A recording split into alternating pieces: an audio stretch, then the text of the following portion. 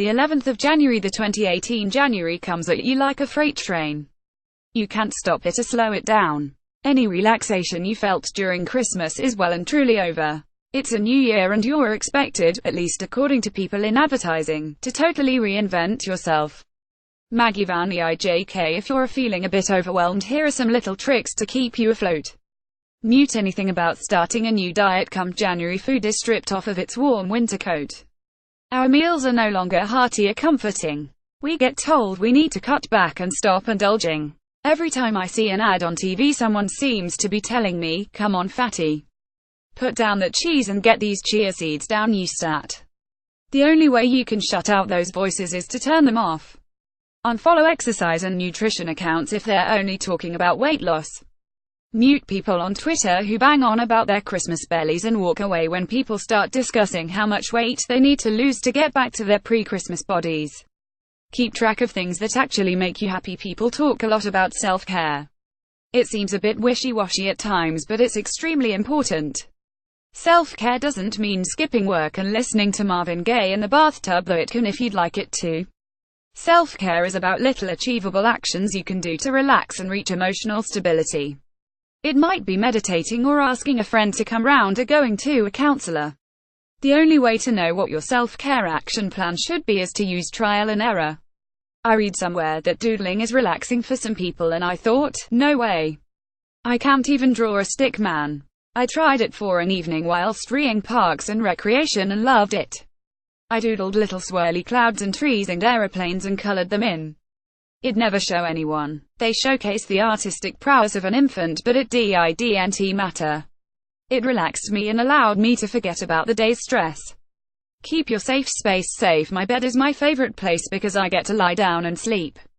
Who doesn't love sleep? Problem is, I spent most of my life not just sleeping in bed but studying, writing and eating in it. I didn't have any kind of calming ritual for getting into bed because most often I was already in it.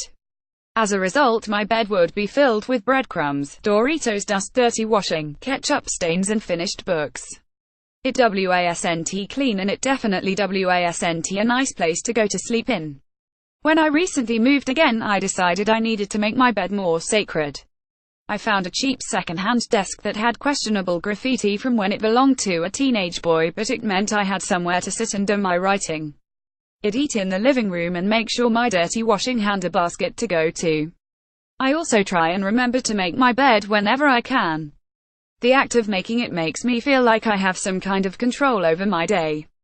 I'm starting out productive, maybe the rest of the day will follow suit. Write it all out. Keeping a diary can feel a bit cringe to me. Am I reverting back to my teenage years? Am I being self-indulgent? Who am I writing this to? What if someone reads this since using a diary in a more systematic way with to-do lists, mood trackers and scrapbooking? I found ways to prioritize problems and worries and identify things that have been upsetting me.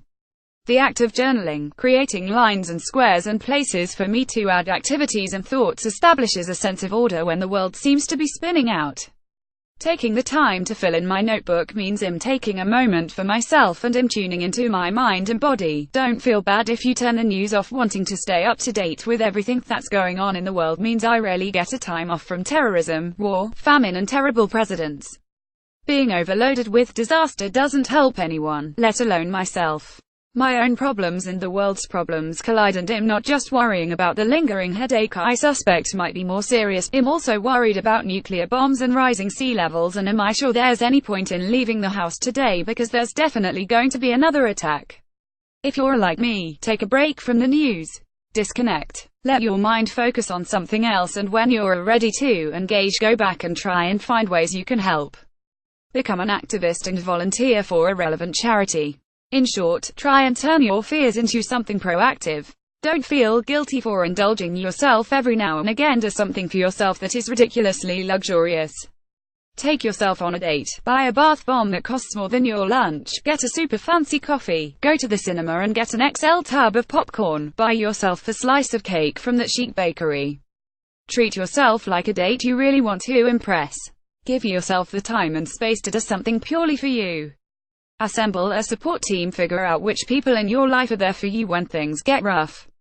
The type of people who aren't just there when you're in the pub or celebrating good news, but people you can call when you haven't left the house in 3 days.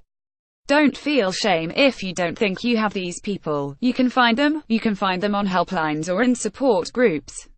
Have an action plan ready in case things get tricky for you. Don't let yourself feel like you have no one fighting in your corner. Develop a place to regroup. We've already established your bed is a sanctuary, but try and assemble another place. It can be outside of your home, where you can go to collect your thoughts. There's a park bench in Bristol with an amazing view over the city. I used to go to whether I was happy, sad, or just needed to mull something over. Similarly, after therapy, I find a quiet little back street in Shoreditch and have a cigarette to think about some of the things we discussed in our session. It's just for 5 or 10 minutes, but after that I'm ready to go back in and join the of people on the tube. Look after plants. Having a load of plants in your room is surprisingly good for your mood. It gives your home a connection to the outside world, reminding you that there's more outside of your living space. Taking care of your plants also gives you something to focus on, a thing to do when you get up. And on the plus side, plants can transform a boring room into an urban jungle. Get outside. The next step on from owning plants is to actually get out there.